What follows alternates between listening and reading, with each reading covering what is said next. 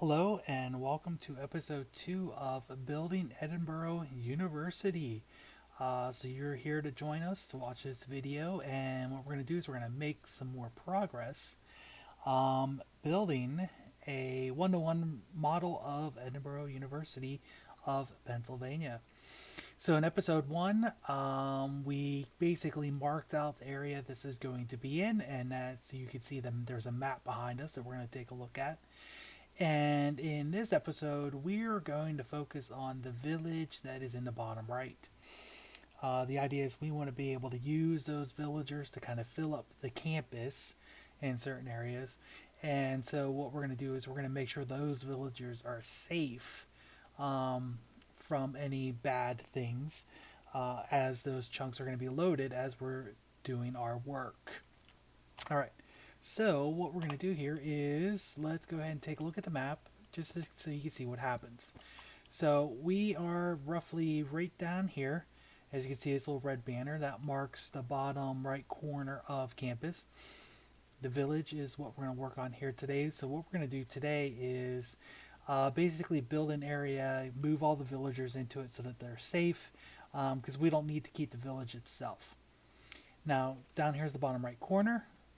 Go all the way up here to this red banner. That is the top right corner of the campus. And then from there, if you travel this direction to this red banner, that's going to be the edge of campus. And then we will come straight down to this red banner. And then over to here, this red banner. And then we come down here. We come up here. And then from here, we come over to this red banner, and then from there we come back down to here, and then from this red banner we come all the way back to the first one. So that is the outline of the campus. So as you can see, these maps are 2-to-1. That is a huge area. The biggest hurdle we're going to run into is filling in all the water. Okay, but for today what we're going to do is we're going to focus on the village and making sure the villagers are safe so that we can trade with them to get red brick. That's going to be a huge thing we are going to need as we do this. All right, now this is going to be the map that we are going to constantly update to keep track of our progress. I did make a map that filled in this empty space and this empty space, but they are outside of the border of the campus. And if you count, there are 27 maps here total. These maps are going to stay on the wall because over here in this shulker box, I actually have 27 maps. These are the maps that we will update that match these. So we don't ever have to actually take those down. All we do is just update these, and it'll update those maps automatically.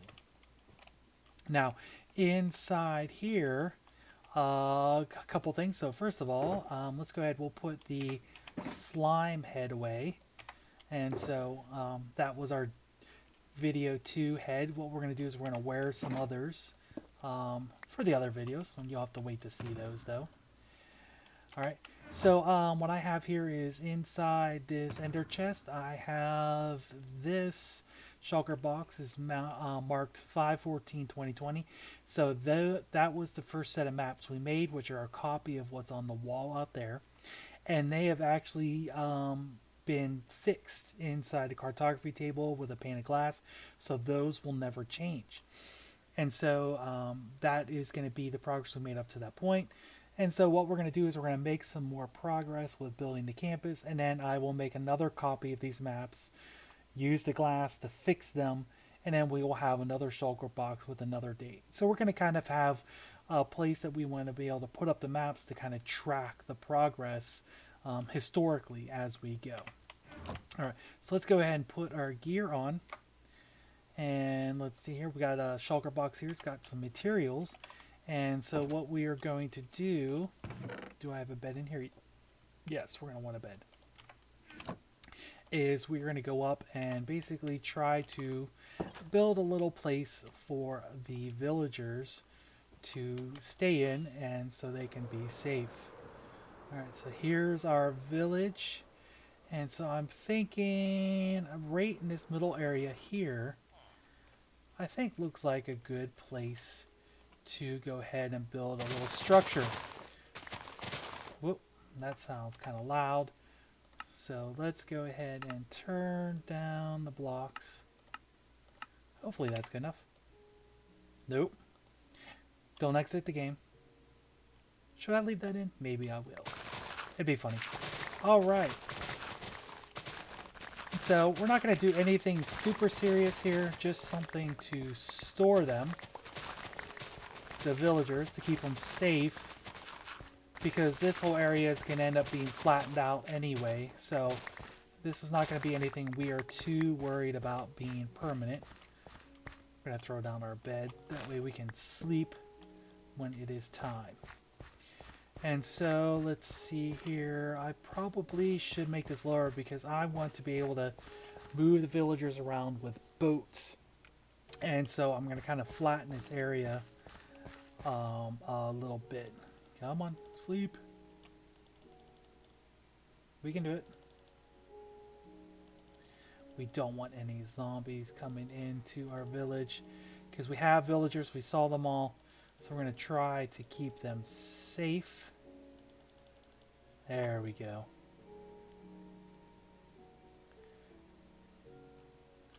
Alright, so let's see here. 2 more levels. That should be good. Because unfortunately I did not bring any pistons. And so we're going to want to be able to move these villagers without having to move them around with pistons or mine carts. We're just looking for just some general protection.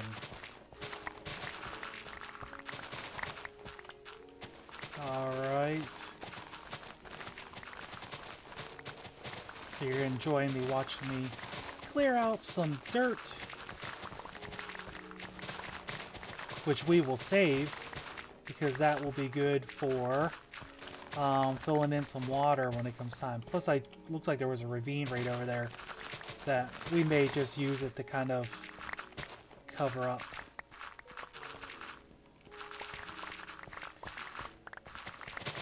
Alright.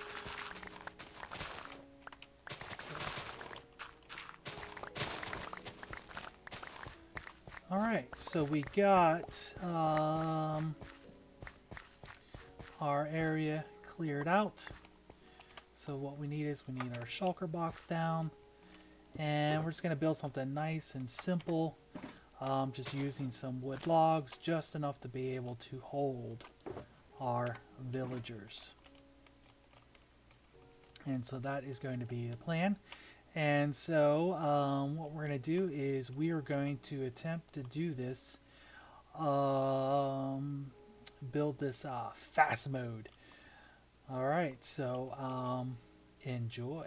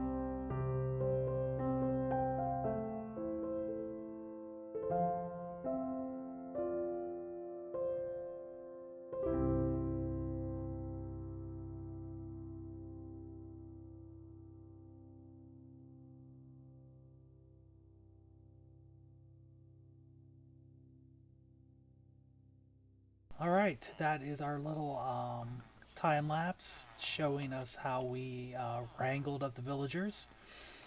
It actually was not as bad as I thought it was going to be. The nice thing is there was a bell here, and then I put the bell in the middle, and when I was ringing the bell, quite a few of the villagers came into the middle, so I was able to trap some of them that way, or wrangle them. The other thing is, I went around and I took all the beds from all the different houses and put them in there, and I took the workstations and put them in there.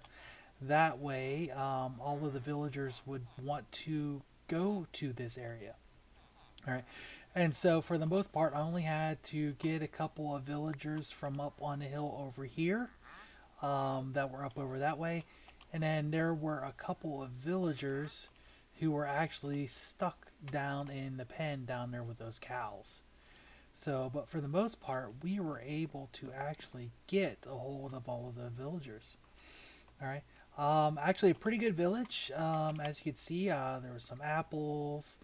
There was some emeralds, some various items that were mixed within um, the treasure chests that were sitting around. And there's some nice little hay bales we'll have to take advantage of.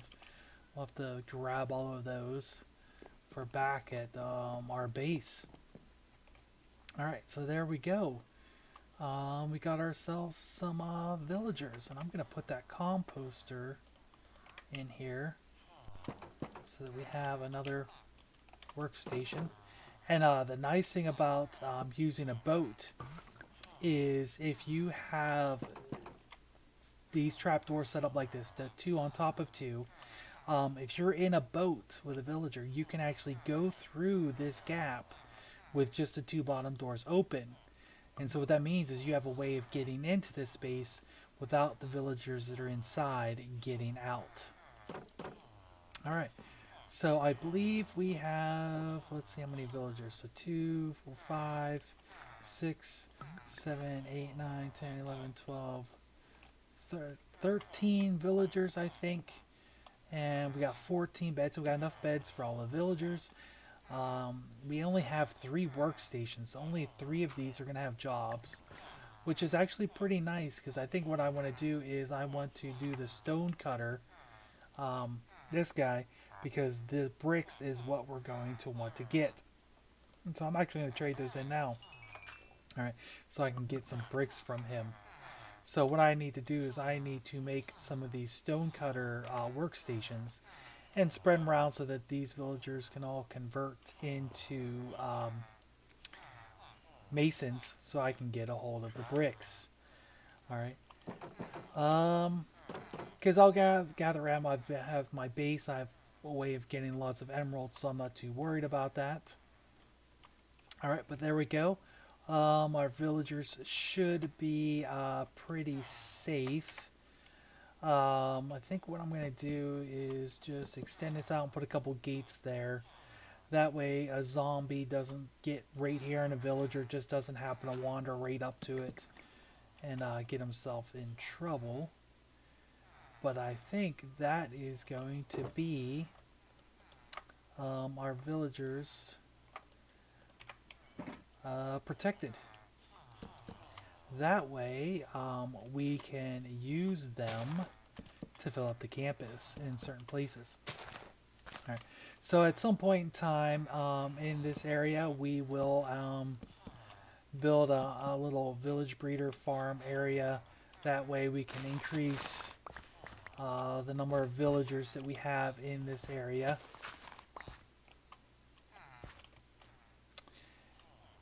And let's see here. Do I want to do this? Yeah.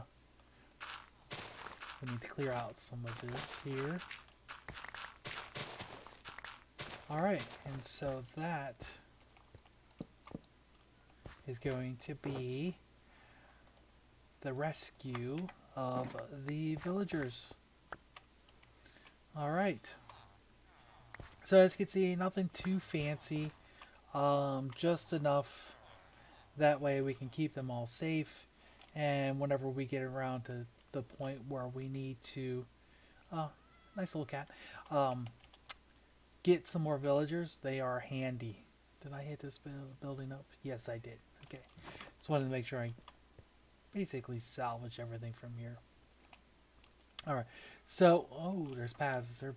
Hopefully, there's no buildings or anything down there. Hopefully, no villagers were down there. If they are, oh well.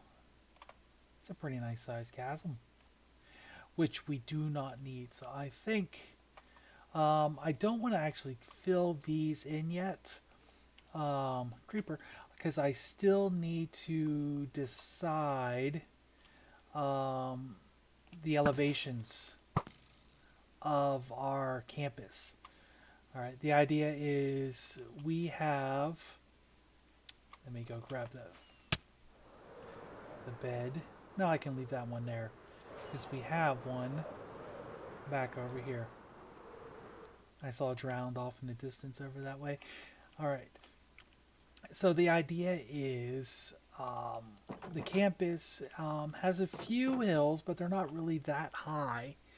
And so what I want to do is I want to get a nice little cartography map that has all the elevations. That way I want to try to get the elevations as accurate as possible for when we build this replica. That way, whenever you walk up the hill to go to the library, you're actually walking up the hill. We have our bridge that goes. We want to be able to take care of that. Okay. So the idea is we have all of this area that's going to need filled in, all this water. And what I want at that is basically to be like the bottom layer, because I don't want to have to sit there and fill all this water in and then go up like 30 blocks over top of that. That would just be a bit much. So what we're going to do is I want this to basically be the lowest elevation of the campus and kind of go up from there, because it might be easier to kind of build all this in flat and then use as we cut down the heights of some of these areas to use that in to fill this area here. So as we lower one area, that gives us the materials we need to do to fill in the water. So I don't really want to do too much down here because I don't know what the elevation is going to be yet. I don't want to sit there and fill in the chasm and realize, oh wait, I need that to be down 3 or 4 blocks, and then rip out everything that we did for that layer. All right. So I think getting the villagers safe, kind of talking about what we're going to do next. So the next step is to get a map to figure out the heights and then go around and start terraforming. And then once we get this reasonably terraformed, that's when we can start breaking it up into smaller chunks and kind of figuring out where the different buildings are going to go. But I think that's a good episode 2 to go with. We didn't really do any drastic changes, so we're not going to update any maps at this point, because all we did was basically add a little building there. It's when we get to the massive terraforming is when we will focus on updating the maps. And so I hope all of you had a good time watching this video, and hopefully it was not too long. There we go. Thank you, and good night.